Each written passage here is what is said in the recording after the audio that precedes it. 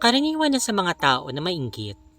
Siyempre, hindi naman lahat ng bagay ay nasa sayo at kapag may nakikita kang taong mas nakakaluwag-luwag o mas maganda sayo o mas magaling, hindi mo minsan maiwasan na mainggit sa taong ito. Pero, dapat ba natin hayaan na magwagi ang igit sa ating mga katawan? Malalaman natin sa kwentong ito kung paano nakakamatay ang pagkainggit.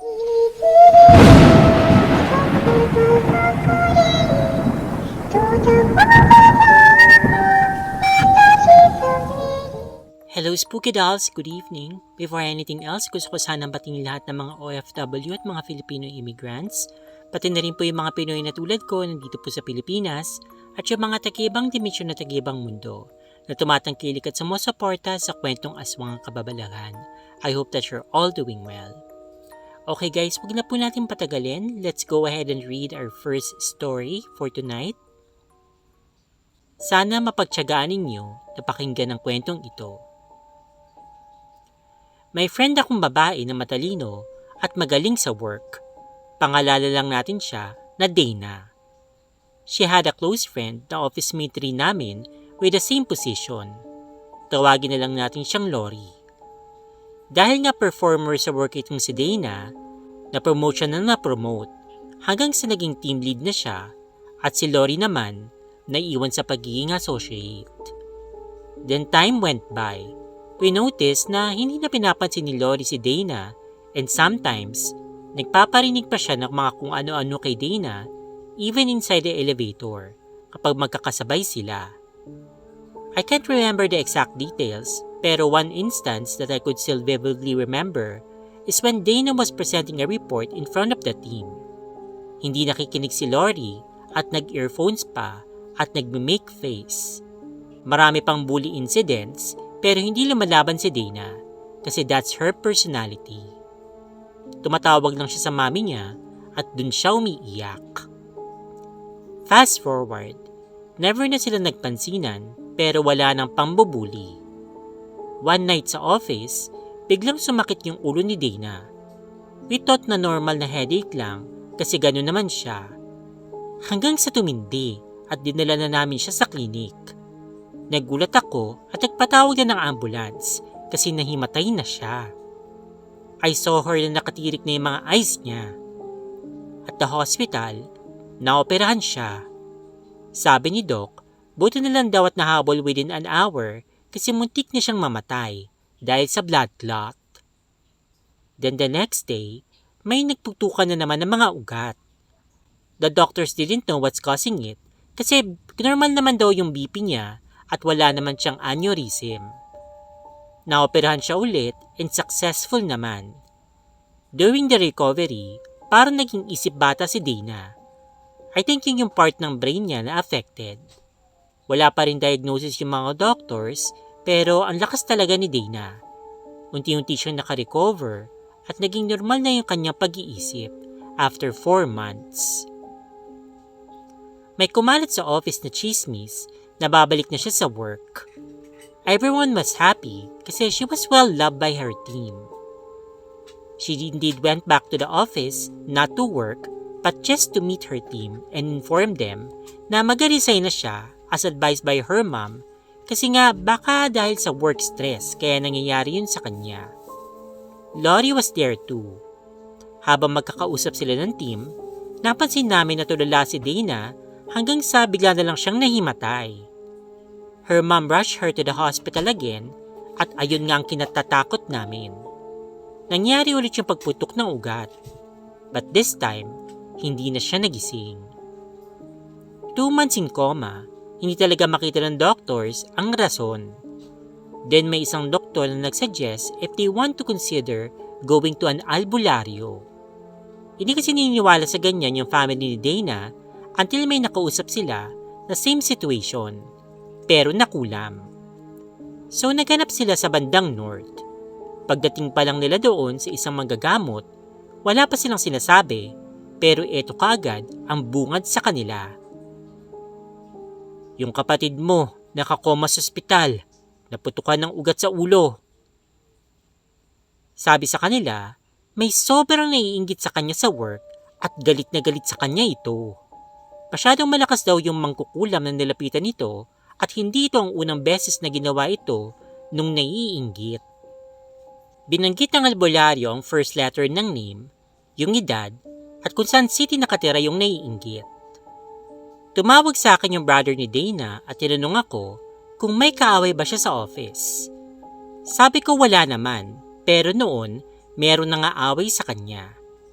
Tinanong niya sa akin kung letter L ba yung name, 32 at kung taga Laguna. Napamura ako at kinalabutan kasi lahat tumutugma kay Lori. Nagpahanap siya sa akin ng picture ni Lori. Wala siyang SOCMED pero buti na lang may group picture sa team.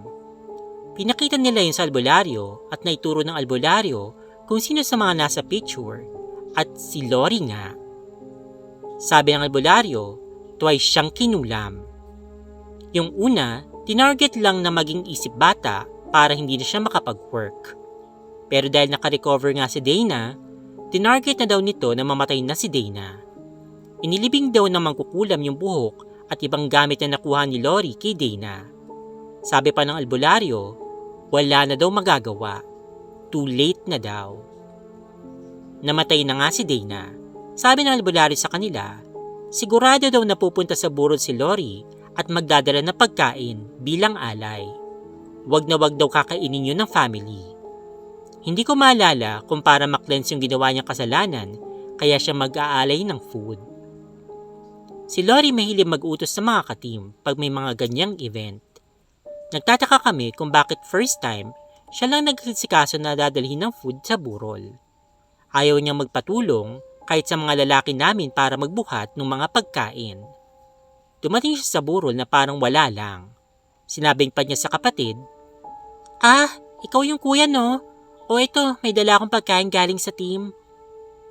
Wala man lang nakikiramay ako. Hindi siya lumapit dun sa magulang. Dire-diretso lang siya dun sa kabaong. Hindi ko makakalimutan yung itsura niya na sinisilip niya si Dana sa kabaong hanggang sa paa nito habang umunguya ng bubblegum at nakapamewang. Walang bakas na lungkot o awa sa mukha niya. Tapos umalis na lang siya. Awang-awa ko sa family niya na umiyak dun sa room nung makita siya pero wala silang magawa. Mahirap naman patunayan ang mga sabi ng albularyo. Tinanggap na lang nila at pinagpa sa Diyos. Okay, basahin natin yung second story for tonight. I will be sharing my most unforgettable stay in Fort Ilocanja.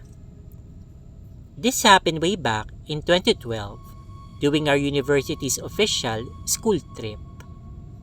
Before ng tour, yung mga higher batch sa amin kept on saying, ingat daw pag pumunta kami sa hallway na may cloud painting yung ceiling. Among the whole hotel daw, yun daw yung may team and proven na ang daming horror stories na nangyari doon. So among our group of friends, alam nila na malakas ako makaramdam. Yung isa pa naming kaibigan na fully open yung third eye, tawagin na lang natin siya na Ana. They warn us na pag may nakita kami na sa aming dalawa na lang yun, do not disclose sa group para hindi daw sila matakot. Eto na, pagbigay pala ng room assignment, nagkatingin na kaming apat. Ako, si Ana na open yung kanyang third eye, plus 2 other friends. Since natapat nga kami dun sa team hallway. And true enough, sobrang eerie ng feeling. Si Ana, naligo ng diretsyo. 5 minutes na sa CR, sumisigaw siya na pumasok ako doon sa CR. She said na may pugot na ulo dun sa CR at ang hapdi na likod niya. Pagtingin ko, puro kalmot siya. Fresh na kalmot. Chinek niya yung likod ko at meron din ako. Paglabas namin ng CR, yung dalawang kaibigan namin na kasama namin sa room, alam na nila na something was wrong. Yung frame na nakasabit sa ibabaw ng kama, biglang nagsipaghulugan. But then, we just try to act normal para hindi naman mapukaw ang atensyon ng ibang tao. Kaya lang, it became worse. May event at 10 p.m. sa garden and part ng committee yung barkada namin. Habang nasa garden yung batch, kinailangan namin bumalik ng room para kunin yung mga paperworks. Ako, si Ana, plus a couple of her other friends, nagpasama kami ng mga guys. Naglalakad pa lang kami dun sa hallway nang biglang umiyak si Ana. Pagewang-gewang na siya sa paglalakad. We asked her why. Sabi niya, pinaghihilihan daw siya ng dalawang entity sa magkabilang kamay niya. One of our friends prayed the rosary. Kaya lang, biglang sumigaw si Ana ng stop since sa kabilang ears niya ay sumasabay ng prayers kaya lang binabaliktad yung rosary prayers. Pagbalik namin sa event, nakita ko naman yung black lady sa balcony ang tagal na nakatingin sa amin. This is the part na sinabi na namin sa mga professors namin kung anong nangyayari since super close naman kami sa kanila. Hinayaan na lang nila kami na matulog sa kanilang rooms at in-inform na lang nila ang management tungkol dito. Nung nakalipat na, tinanong ko si Ana kung kumusta siya. Nawala naman na daw yung masasamang espiritu pero may mga bata daw na sumusunod sa amin palagi. Nakabantay sa amin hanggang sa aming pagtulog. At ang pinaka-worst, sumunod sila sa amin sa Maynila the whole ride pa uwi. Kaya daw tahimik si Ana. Hindi daw tumitigil yung mga bata sa pagbulong na isama na sila at wag daw silang iiwan. Okay, basahin natin yung last story para sa video na ito. Na-experience ko to sa unang boyfriend ko. Mahaba po ito, sana magtiyaga po kayong pakinggan. Year 2009 nung mangyari ito. At the age of 24, saka pa lang ako nagka-boyfriend. First boyfriend ko siya. Busy ako sa school at sa work. Although may mga nanliligaw naman sa akin, pero wala niya sa akong nagustuhan. Hindi naman ako naghahanap ng gwapo, pero wala talaga ako nararamdaman ni isa sa kanila. Hanggang sa may nakilala akong guy. Bago lang siya sa work namin, utang kita ko pa lang sa kanya, type ko na siya. Parang na-love at first sight ako sa kanya. At ganun din naman siya sa akin. Tumagal ng 1 taon ang aming relasyon hanggang sa nagaya na siya na may mangyari sa amin. Una ayoko kasi gusto ko virgin ako hanggang sa may kasal kami. Pero kalaunan, sa kakapilit niya, pumayag na din ako kasi doon din naman ang punta namin. Mabait siya, palabiro, sweet at malambing. Spoiled niya ako palagi kaya never ko siyang pinagdudahan. Hanggang sa nung araw na yon, yung plano namin ay natuloy na. Pagdating namin sa hostel, nung gabi na yon, naramdaman ko kagad na hindi siya mapakali. Hindi excited, kung hindi takot.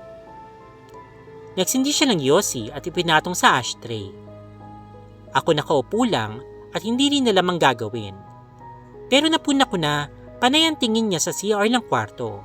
Hanggang sa ilang minuto lang, bigla na lang siyang nagaya na mag-check out. Nagtataka naman ako pero masaya ako kasi hindi kami natuloy. Habang naglalakad kami papuntang elevator, sinabihan niya ako na wag lilingon kaya sinunod ko na lang siya. Pagdating namin sa checkout counter, naiwan namin yung keycard kaya kinailangan namin balikan. Pero yung boyfriend ko, ayaw niya nang umakyat. Takot na takot siya. Kaya ako na lang, tsaka yung tagalinis yung umakyat. For umuwi, dumaan muna kami sa fast food para kumain. Dahil sobrang curious ako, tinanong ko siya kung ano ba ang nangyari kung bakit kami umalis kaagad. Nalaman ko na meron pala siyang third eye. Pagpasok namin sa kwarto, may nakita siya na babae dun sa loob ng CR. Nung una daw, parang nakasilip lang sa aming dalawa. Tapos biglang lumabas na akamang tatabihan siya, kaya nag-aya na siyang lumabas. Paglabas namin, sumunod sa amin hanggang elevator daw. Pero buti na lang hindi na sumunod hanggang sa pagpasok ng elevator. Tinanong ko siya kung anong itsura. Babae na mahaba yung buhok at duguan ng mukha. Pati damit nito ay puro dugo. Natakot ako sa kwento niya, pero nung nasa loob na kasi kami, wala naman akong nararamdaman. 4 days kaming walang pasok noon kasi Chinese New Year. After 4 days pagpasok ko sa work, hindi na siya pumasok simula noon. Hindi na rin siya nag-reply sa akin. Nabalitaan ko na din na umuwi siya ng Pilipinas. Nasaktan ako pero hindi ako nagpakalugmok. Sobrang busy ako sa work, kaya unti-unti rin akong nakamove on. After 5 years, nagkapag-boyfriend ulit ako at nakapag-asawa. Nasa Pinas na ako nito. Sa hindi inaasahang pagkakataon, nagkita kami ng dati kong ka-work sa mall noon. Sa kanya ko nalaman ang sinapit ng ex-boyfriend ko. Sabi niya, yung ex-boyfriend ko pala ay kolugar lang pala nila, pero hindi niya kilala kasi madalang lang din siyang lumabas. Nalaman niya na lang nung nakauwi siya ng Pilipinas. Hindi kasi yung nagkukwento ng personal niyang buhay. Ang alam ko lang, taga Bisaya siya at wala na siyang parents. Wala din siyang kapatid. Yung kapitbahay nila, kilala ng personal ni ex-boyfriend. Nakita niya kasi na magkasama sa picture yung co-work ko na babae, pati yung ex-boyfriend ko. Yung ex-boyfriend ko may asawa na daw. Pinatay niya daw yung asawa niya tapos nagpunta ng abroad. Hindi daw nakita yung bangkay, after a year pa daw nakita ito. Bahay kasi nila yung looban, kaya yung mga kapitbahay ay magkakalayo. Paano nakita yung bangkay? Napanaginipan nung tatay. Matagal na pala siyang hinahanap. Nung una, ang alam nila sumama din sa abroad. Panag-aatam silang tumawag sa guy, sinasabing palaging nasa work o di kaya naman ay tulog. Hanggang sa napanignipan nga ng tatay. May tinuturo yung anak niya sa likod ng bahay.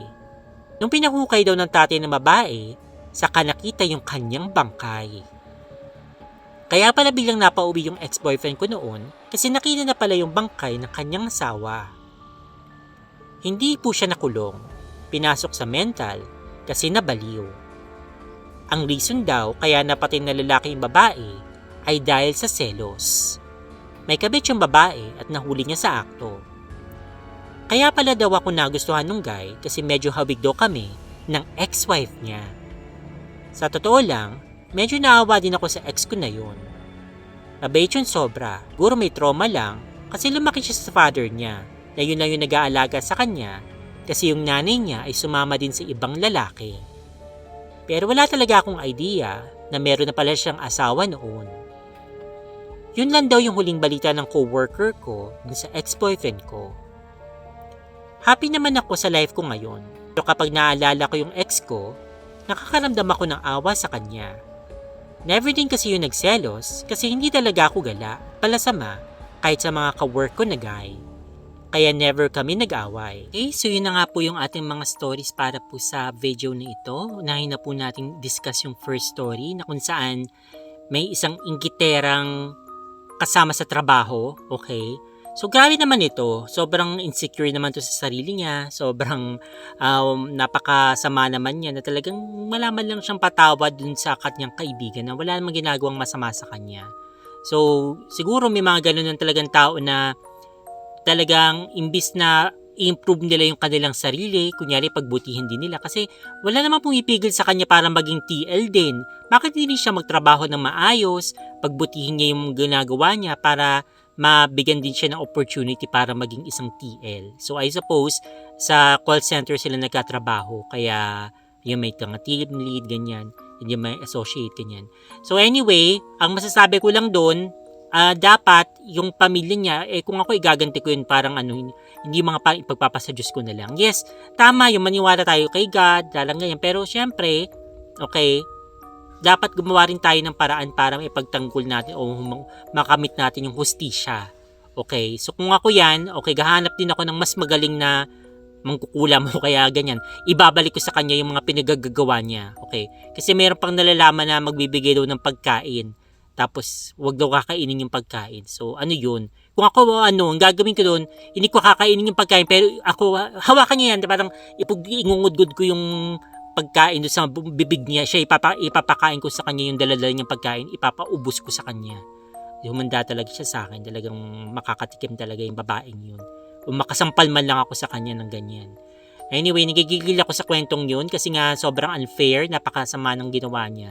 Hindi na siya nakontento, binigyan niya na ng sakit, tapos pinatay niya pa. Sobrang talaga napakasama niya talaga. May naghihintay sa kanyang kwarto dun sa impyerno. Okay, may naka-ready na, naka-reserve na para sa kanya. Naman sa second story, so medyo na-curious ako kung saan yung tinutukoy nila na lugar, okay, dun sa Fort Ilocandia. I'm not sure kung Fort Ilocandia is parang hotel na ba ito mismo or lugar lang ba ito kasi hindi naman po ako nakapunta pa dun sa lugar na yun. Pero i-search ko after this, okay, para malaman ko kung ano yung sinasabi nilang lugar daw na may cloud painting yung ceiling. So I suppose parang may mural ganyan. So nakaka-excite. So parang ako talaga kung mayroon akong kaibigan o kakilala na mayroon third eye, okay, and then nakakakita talaga sila. Hindi ko sasabihin na wag nila sabihin sa akin kabaliktaran. Sabihin ko, kapag may nakita ka, ikwento mo kagad sa akin, ituro mo sa akin kasi gusto ko rin makakita. Kasi naniniwala ako na kapag mayroon kang kasamang may third eye, lalo na kung hahawakan mo sila, either yun yung makakakita ka na rin or may mga nagsasabi nga na kapag ganun daw nakakita ka na, palagi ka na makakakita kasi talagang parang ma-force open yung third eye mo. Ako kasi dyan sa usaping yan para bang urong sulong ako. Alam niyo yun guys, para bang gusto kong magkaroon ng open na third eye. At the same time parang ayoko rin kasi gusto kong makontrol. Kumbaga para bang madali kasing sabihin na parang wag kang matakot or para bang wag mong pansinin, wag mong intindihin yung mga nakikita mong ganyan. Pero parang naisip ko parang madali kasi magsalita kasi hindi mo pa nararanasan eh. Pero pag nandun ka na sa sitwasyon na yun, na may nakikita ka na, eh, baka kakaiba nga. Okay, baka hindi mo makayanan. Okay. Doon naman sa third story, okay, ang masasabi ko doon, medyo nakakatakot na medyo hindi. Nakakatakot siya kasi malay mo, di ba, na baka isunod ka niya kasi nakapatay na siya ng once. So, komportable din siya in a way na pumatay. Malay mo, nakikita niya yung sarili mo, yung nakikita niya sa'yo yung asawa niya, so baka patayin ka niya eventually, di ba? Diyos ko, nakakatakot naman. Baka, naaning-aning na siya, parang nabaliw na siya. And then, yun, baka mahilig niya ng pumatay, may magawa ka lang mali o hindi maganda sa patingin niya, baka patayin ka na lang niya. At saka, in a way, medyo parang di ako natutuwa dun sa kwento niyang na parang pinipressure siya ng boyfriend niya na mamamatay tao nga, na may mangyari nga sa kanila kahit di pa sila kasal. Kasi nga, ganito ha guys, kung meron po kayong mga ganyan pong karelasyon na parang pinipressure kayo na gawin yung isang bagay na hindi pa naman kayo komportable, na mas katulad niya, gusto niya naman niya ng maging virgin hanggang sa ikasal siya, stand firm, okay? Huwag kayong papayag kasi unang-una, bakit kailangan yung gawin yun? Kasi natatakot kayo na makapag-break sa inyo? Ay nako, kung talagang mahal ka niya, irerespeto niya yung iyong kagustuhan na manatiling virgin hanggang sa may kasal ka. Kasi nga, kung hindi ka pa ready na dumating dun sa level na yun, wag mong pilitin para lang ma-please siya o para lang wag siyang mawala. Never. Okay, kung talagang mahal ka niya, irerespeto niya yung boundaries mo. Hahayaan ka niya na, na gawin kung kailan mo siya, kung kailan ready ka na, okay, saka mo siya gagawin. Hindi yung, kung gusto niya gagawin mo, ayon sa gusto mo. Okay. At saka, in a way, okay, hindi naman sa victim blaming, pero yung mga, nag-cheat, yung mga nakikisama sa mga parang kalaguyo nila, ganyan, yung may karelasyon na pero naghahanap pa ng iba. Well, hindi ko na sinasabi na deserve niya, pero parang ganun na rin, okay? Kasi nga, maglaro ka ng apoy, malamang, mapapasok ka. So, ayun ang nangyari sa kanya. Hindi ko kinukondone at sinasabi na tama lang na pumatay kayo ng tao. Ang sinasabi ko lang, yan, yung kung sabi nga nila, if you play stupid games, you should expect that you will win stupid prizes. So, naglaro siya ng apoy, kaya napaso siya. So, mas pinakamaganda dyan, kung may karelasyon ka na, wag ka na mag-cheat. Kung talagang hindi mo na mahal tong taong ito, makipag-iwalay ka ng maayos. Okay, pero pag kasal na kayo, medyo mahirap na yon, di ba? Kasi nga, unang-una, bakit kasi nagpakasal ka kung hindi mo naman pala sigurado, ganyan. So, yung para sa akin, yung napaka-mahirap talaga ng sitwasyon na yon. Pero kung ano pa man, mag-ingat na lang tayo sa mga pinakikisamahan natin. Kasi katulad niyan, kapag nakasal ka na, mahirap na talaga makipag-iwalay. Paano pag medyo may aning-aning nga yung na pangasawa mo. Anyway, I hope na nag-enjoy kayo sa mga stories na ating binasa para sa video na ito. Leave your comments down below. At pakishare naman to sa inyong paboritong social media at pakilike po itong video na ito. Stay fabulous and spooky, spooky dolls. Bye-bye!